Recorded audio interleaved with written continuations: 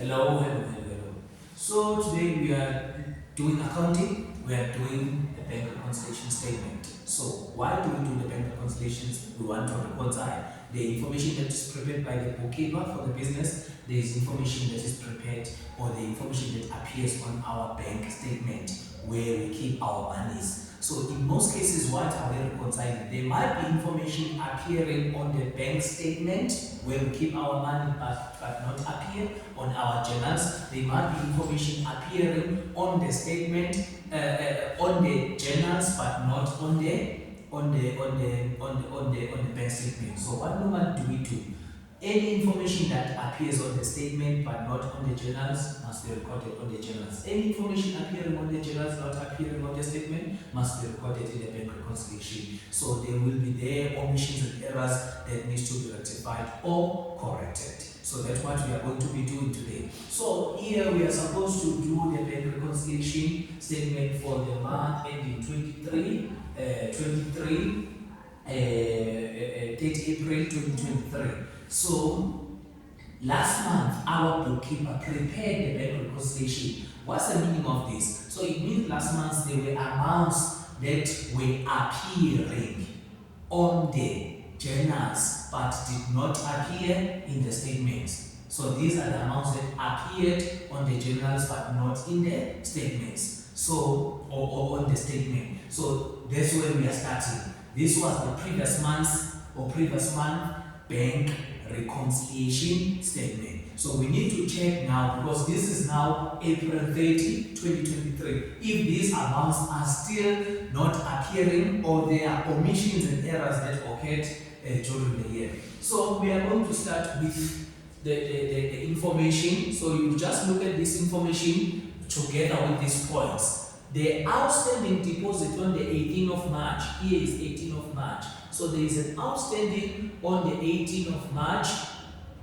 appeared on the bank statement. So what is the meaning of that? The outstanding deposit 18 March appeared on the April bank statement. So last month this amount did not appear on the bank statement. That's why it is there. Now it's appearing. Are we going to record this amount? No, we are not recording the amount because it is now appearing in both our books and in the bank statement for the bank. Remember, we are reconciling whatever appear on us must also appear in the bank. The deposit on 28 March 2023 appeared as 22,200. 28 March, there is 37,200. They are saying now the deposit appears as 22,200. Now there is an error. What is happening here? An investigation revealed that the cashier has disappeared with the outstanding amount and was decided to write off the outstanding. So in our bank, only 22,200 is appearing. In our record, we have 37,200. So now we are having a challenge. What is going to happen now? It means one of these amount must be written off. So we have 37,200 minus 22,200. So it's 22,200. So we need to write off this amount. So we need to write off this amount.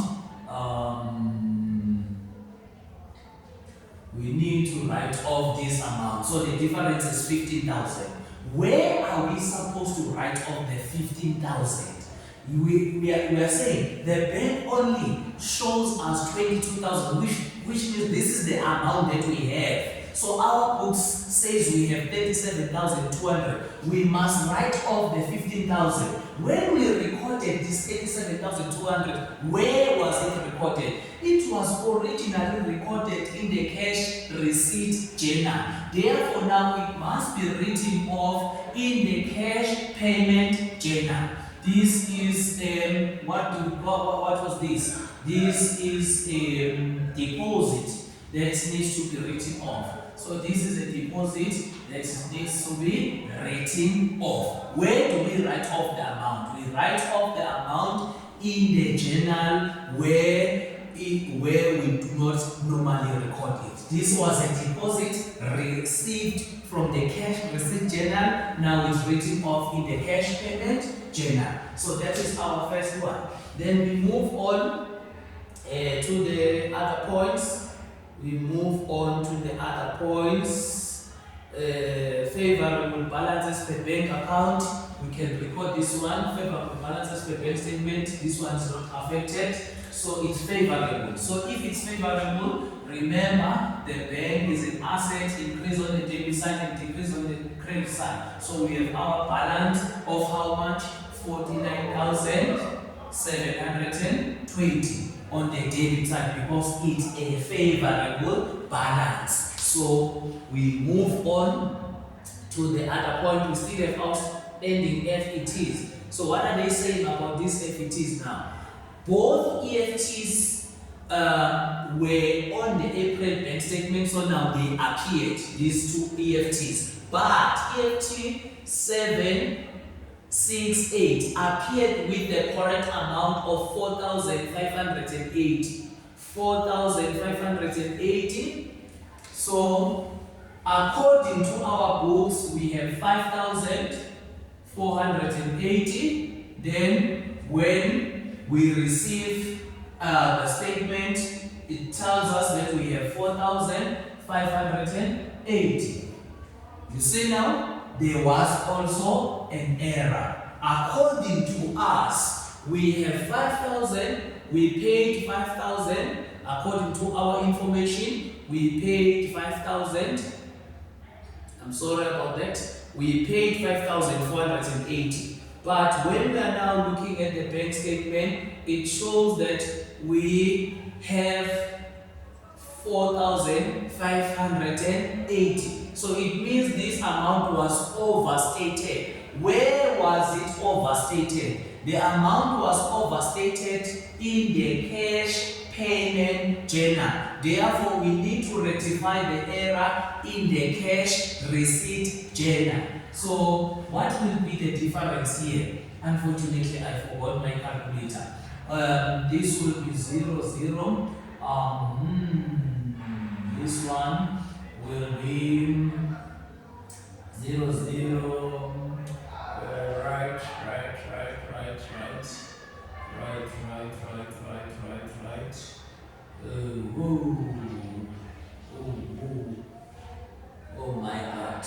Oh my God. So here we are going to have 14 minutes worth is 9.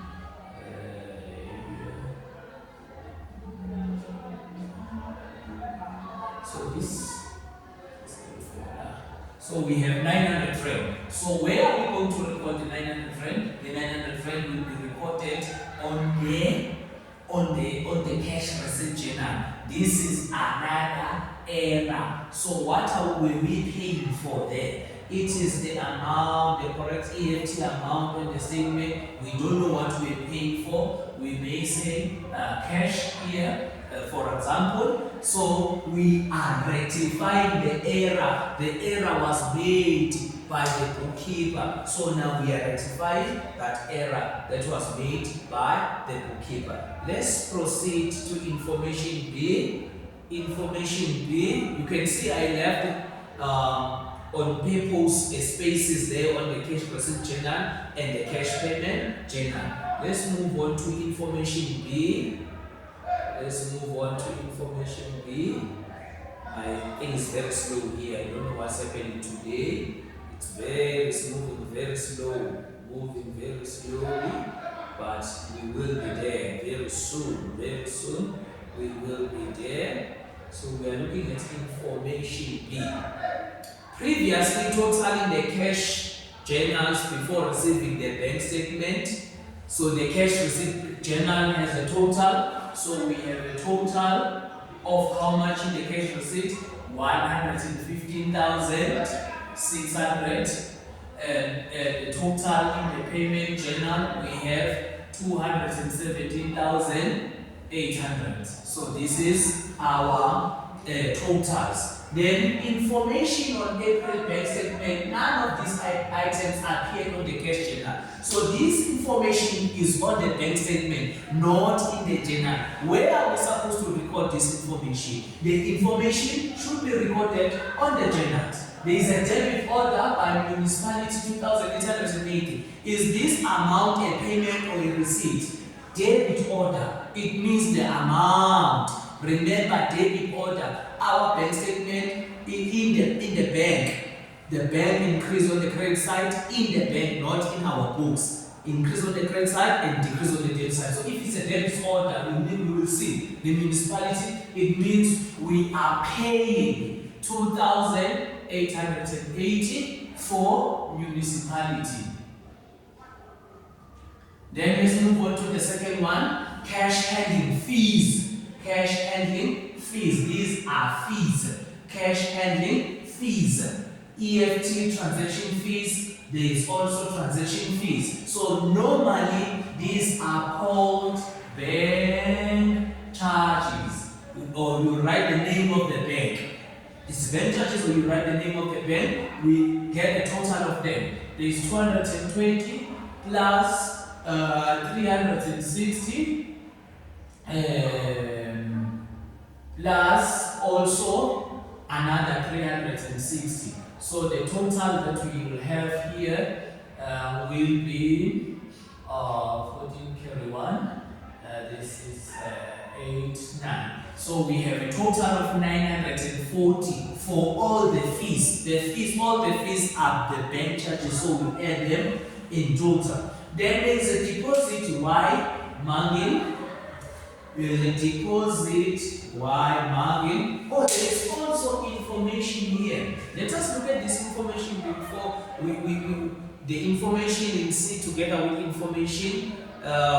The debit order by writing newspapers for the water and electricity. So we recorded why the tenant deposited the monthly rent. So we are fine with the fees. Then let us look at this amount of 8,400. What was it for? Master Marine Gold, the tenant deposited monthly rent. So it means we are receiving rent from our tenant. How much did we receive? We received 8,400. It's marked golden. It's marked golden, marked gold, marked marigold. It's marked marigold. So that is for rent. Then we move on to the next one, which is another deposit from microloans. Microloans, let's look.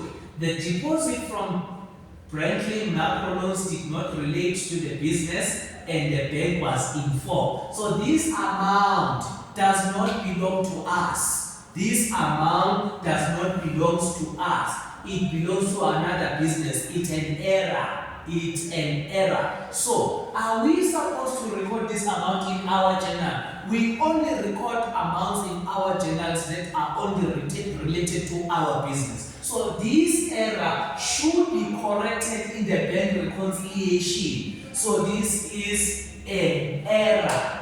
This amount is a deposit. It means this amount was credited. The amount was credited. So now we need to correct it on the debit side. So it's gonna be debit. We debit. What is this amount? You say it's a micro business. We debit deposit wrongly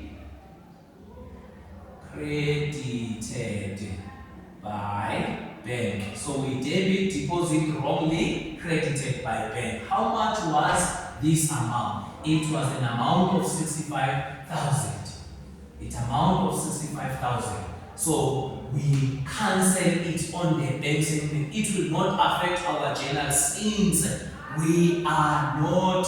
It is not part of our monies. Then let's move on. There is a cash withdrawal of 740. The cash withdrawal 740 was for the owner's fuel. So these are drawings for personal use. So we have 740 here for the owner. We didn't get the name of the owner. So normally you write the name of the owner here on your details. So it is recorded on the cash payment journal because the money is moving out of the business. Then we have this 18,300. What is happening with this 18,300? The EFT transaction fees were duplicated on the bank statement in error. Right? The EFT fees, they are not saying anything about this. 18,000, it's investment matured 18,000. They are not saying anything, but if an investment matured, it means we received money to the amount of 18,300. It's 18,300 from where there is no name of the bank.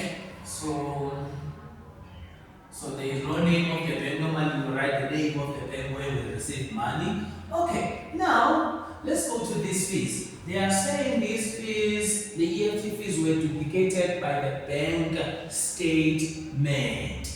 They were duplicated by the bank statement. So meaning here, we might have made an error. We were supposed to record only one instead of two. We were supposed to record only one. So our money will be 580 because it was duplicated. We are going to record one. But we go to the bank statement. The bank statement, the EFT fees, it means this amount was debited. Now we are going to have credit EFT wrongly debited by bank. How much is the amount? The amount is 360. So this is another error that we are correcting. Then let's move on now to the final part of our bank reconciliation. Let's move on to the final part of our bank reconciliation. That's information E. Information E, you can see here the bank statement is a balancing figure. So we are not going to have a balance as per bank statement because it is a balancing figure. We are going to calculate it. Now, the cash journal reflected the following entries that did not appear on the bank statement. Now, we start with a deposit. A deposit. So, we are going to credit deposit, credit outstanding deposit. How much is this outstanding deposit? 22,500. This amount appeared on the journals, but not in the bank statement. So we are rectifying that. Then there is also debit outstanding EFTs. So EFT number 883 and EFT number 884. So these EFT are debited. We have 9,520 and 12,530. So this is the information that we have. So we are done now. What are we supposed to do now? We are supposed to get the total receipt and the total payment. We then transfer them here to the bank account. This is salary account CRG. This is salary account CPG. So we are going to transfer these totals here, and then we go with the total to the bank statement. Then we use our side, which side is better than another, to get the balance in the bank statement. So that is it, guys, for today. You can calculate this one on your own, but as far as the bank statement or bank reconciliation statement is concerned, this is what you are supposed to do. After completing all this information, you will get the totals, you transfer the receipts to the debit side, you transfer the payments to the credit side, then you get the balance. If your debit side is greater than the credit side, it means your balance brought down will be on the credit side. If your credit side is greater than the debit side, it means your balance product will be on the debit side. So then it will reflect here on your then the reconciliation statement. Thank you very much.